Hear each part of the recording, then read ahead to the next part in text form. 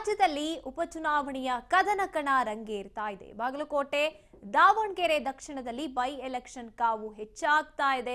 ಇನ್ನು by election ಬ್ಯಾಟಲ್ಗೆ Congress, BJP ಎರಡೂ ಪಕ್ಷಗಳು ಕೂಡ ಸನ್ನದ್ಧರಾಗಿರುವಂತೆ ರಾಜ್ಯದಲ್ಲಿ ರಂಗೇರ್ತಿದೆ ಉಪಚುನಾವಣೆಯ ಕಣ. ಬಾಗಲಕೋಟೆ, ದಾವಣಗೆರೆ ದಕ್ಷಿಣದಲ್ಲಿ ಕಾವು ಹೆಚ್ಚಾಗ್ತಾ ಇದೆ.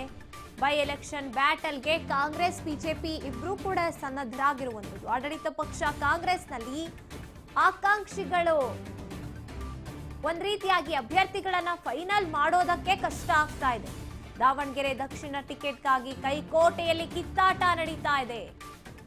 ಓಪನ್ ವಾರ್, ಬಣಗಳ ಬಡಿದಾಟವೇ ಕಾಂಗ್ರೆಸ್ಗೆ ಮುಳುವಾಗುತ್ತಾ ಅನ್ನುವಂತ ಪ್ರಶ್ನೆ ಈಗ ಮೂಡ್ತಿದೆ. ಮುಸ್ಲಿಮರಿಗೆ ಟಿಕೆಟ್ ಕೊಡ್ಸೋಕೆ ಜಮೀರ್ ಅಹ್ಮದ್ ಪ್ರಯತ್ನ ಪಡ್ತಿದ್ದಾರೆ. ಕುಟುಂಬ ಹಿಡಿತ ತಪ್ಪದೇ ಇರೋದಕ್ಕೆ ಎಸ್ ಮಲ್ಲಿಕಾರ್ಜುನ್ ತಂತ್ರವನ್ನ ಹೂಡ್ತಾ ಇದ್ದಾರೆ. ಇನ್ನು ಈ ಕಡೆ ಬಿಜೆಪಿಯಲ್ಲೂ ಕೂಡ ಅಭ್ಯರ್ಥಿ ಅಂತಿಮಗೊಳಿಸೋದಕ್ಕೆ ಶತ ಪ್ರಯತ್ನಗಳು ನಡೀತಾ ಇದೆ. ಹಾಗಾಗಿ ಉಪಚುನಾವಣೆಯ ಕದನ ಕಣ ಏನಿದೆ, ಇನ್ನು ಎರಡೂ ಕಡೆಯೂ ಕೂಡ ಗೊಂದಲದಲ್ಲೇ ನಡ್ಕೊಂಡು ಹೋಗ್ತಾ ಇದೆ. ಬಾಗಲಕೋಟೆ, ದಾವಣಗೆರೆ ಬೈ ಎಲೆಕ್ಷನ್ ಏನ್ ನಡೆಯುತ್ತೆ, ಎಲ್ರಿಗೂ ಗೊತ್ತಾಗೋ ರೀತಿಯಲ್ಲಿ ಇವರಿಗೆ ಕ್ಲಾರಿಟಿ ಇಲ್ಲ ಅನ್ನೋದನ್ನ ಗೊತ್ತು ಮಾಡಿಸ್ತಾ ಇದ್ದಾರೆ. ಒಂದ್ ಕಡೆ ಎಸ್ ಮಲ್ಲಿಕಾರ್ಜುನ್ ಅವರು, ಒಂದ್ ಕಡೆ ಜಮೀರ್ ಅಹ್ಮದ್ ಖಾನ್ ಅವರು.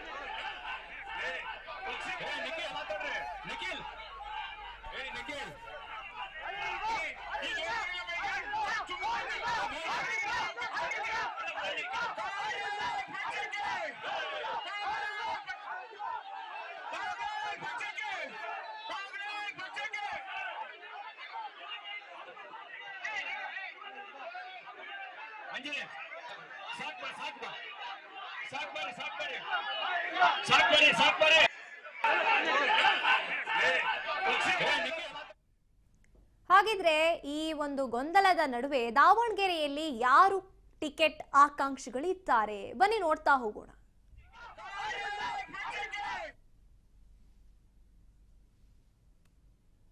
ದಾವಣಗೆರೆ ದಕ್ಷಿಣ ಯಾರಿಗೆ ಟಿಕೆಟ್ ಸಿಗುತ್ತೆ ಇಲ್ಲಿ ಅಂತ ನೋಡ್ತಾ ಹೋದಾಗ ನಾವು ನೋಡ್ತಾ ಇದೀವಿ, ಶಾಮನೂರು ಅವರ ಹಿರಿಯ ಪುತ್ರ ಕಾಂಗ್ರೆಸ್ನ ಅಭ್ಯರ್ಥಿಯಾಗಿ ಎಸ್ ಬಕ್ಕೇಶ್ ಅವರು ಇರ್ತಾರೆ. ಇನ್ನು ಎಸ್ ಗಣೇಶ್ ಅವರು ಶಾಮನೂರ್ ಅವರ ಎರಡನೇ ಪುತ್ರ, ಇವರು ಕೂಡ ಕಾಂಗ್ರೆಸ್ ಪರವಾಗಿ. ಇನ್ನು ಸಮರ್ಥ ಶಾಮನೂರು ಎಸ್ ಮಲ್ಲಿಕಾರ್ಜುನ್ ಅವರ ಪುತ್ರ, ಇವರು ಕೂಡ ಕಾಂಗ್ರೆಸ್ ಅಭ್ಯರ್ಥಿ. ಇನ್ನು ಕೆ ಅಬ್ದುಲ್ ಜಬ್ಬಾರ್ ವಿಧಾನ ಪರಿಷತ್ನ ಸದಸ್ಯ. ಇನ್ನು ಸೈಯದ್ ಖಾಲಿದ್ ಅಹ್ಮದ್ ಎಐಸಿಸಿ ಕಾರ್ಯದರ್ಶಿ ಇವರು. ಇನ್ನು ಬಿಜೆಪಿ ವಿಚಾರಕ್ಕೆ ಬಂದಾಗ ಯಶವಂತ್ ರಾವ್ ಜಾಧವ್ ಬಿಜೆಪಿ ಮುಖಂಡ, ಬಿಜೆಪಿ ಅಭ್ಯರ್ಥಿಯಾಗಿ ಕಣಕ್ಕಿಳಿಯೋದಕ್ಕೆ ಇವರು ಆಕಾಂಕ್ಷಿತರಾಗಿದ್ದಾರೆ. ಇನ್ನು ಬಿಜಿ ವಿನಯ್ ಅವರನ್ನ ಉಚ್ಚಾಟನೆ ಮಾಡಲಾಗಿದೆ, ಆದರೂ ಕೂಡ ಅವರು ಕೂಡ ಆಕಾಂಕ್ಷಿನೇ. ಕಾಂಗ್ರೆಸ್ ಮುಖಂಡ, ಜೊತೆಗೆ ಶ್ರೀನಿವಾಸ್ ಟಿ ದಾಸಕರಿಯಪ್ಪ ದಾವಣಗೆರೆ ಬಿಜೆಪಿಯ ಉಪಾಧ್ಯಕ್ಷ, ಅವರು ಕೂಡ ಬಿಜೆಪಿಯಿಂದ ಕಣಕ್ಕಿಳಿಬೇಕು, ಟಿಕೆಟ್ ಸಿಗಬೇಕು ನನಗೆ ಅಂತ ಆಕಾಂಕ್ಷೆಯನ್ನ ಇಟ್ಕೊಂಡಿದ್ದಾರೆ. ಇನ್ನು ಅಜಯ್ ಕುಮಾರ್ ಮಾಜಿ ಮೇಯರ್, ಇವರು ಕೂಡ ಬಿಜೆಪಿಯಿಂದ ನಾನು ಕಣಕ್ಕಿಳಿಬೇಕು.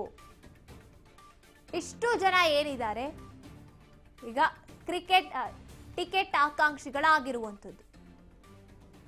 ಬಿಜಿ ವಿನಯ್ ಕಾಂಗ್ರೆಸ್ ಮುಖಂಡ ಉಚ್ಚಾಟಿತರಾಗಿದ್ದಾರೆ, ಆದ್ರೂ ಕೂಡ ಇವ್ರಿಗೆ ಆಕಾಂಕ್ಷೆ ಇದೆ ಇವಾಗ ದಾವಣಗೆರೆ ದಕ್ಷಿಣದಲ್ಲಿ ನನಗೆ ಟಿಕೆಟ್ ಸಿಗಬೇಕು ಅಂತ.